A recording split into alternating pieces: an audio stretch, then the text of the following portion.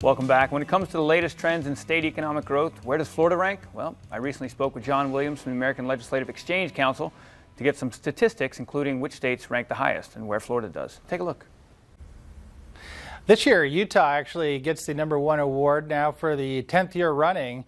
In every edition of this report, they've kept that with generally low taxes and reasonable regulations, and they've actually solved one of the biggest issues that continues to problem states and cities around America, and that is the unfunded pension obligations, of course, that Jacksonville has battled over the years. So they've tackled that. They've gotten ahead of the curve. Also, North Carolina, Indiana, North Dakota, Tennessee round out the top 5. All right, well, since you mentioned Florida there, and obviously our viewers right here in Florida, where does Florida rank in the index? Just outside of the top 5. Florida comes in at #6 this year, which is the best ranking for Florida since 2010, and it was an improvement of 2 spots since last year, where Florida came in at 8th best nationally. And you know, Florida's been an aggressive tax-cutting state. They've made substantial reductions in property taxes and other taxes across the board over the last few years. So I think you could really owe the success to a commitment to keeping the cost of doing business and cost of living down in Florida. All right, the variables here, because every study has different variables you're using to make these rankings. What are the variables used to create these rankings? We have 15 variables that we use, and they're equally weighted. We look at lots of different taxes, from property sales, income taxes, business taxes. We also look at regulations, labor policy. We chose those things for 2 reasons, really. One, they matter for economic growth based on the evidence that we find across the states.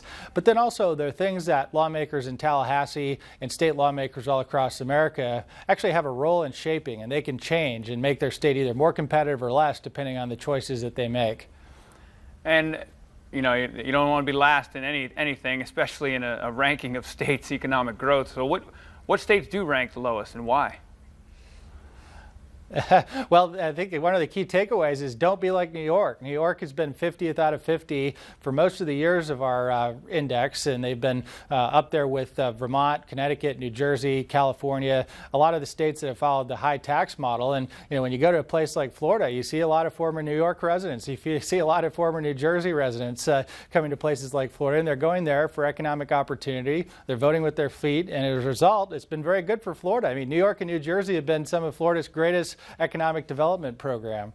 Yeah, exactly. And if you want to promote economic success, just don't have any state taxes, right?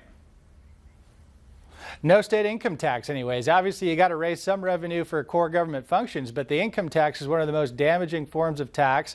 That's luckily something Florida's gone without, and it's something, on the other hand, New York and New Jersey are charging residents 10 or 15% just for the privilege of working and making money in those states.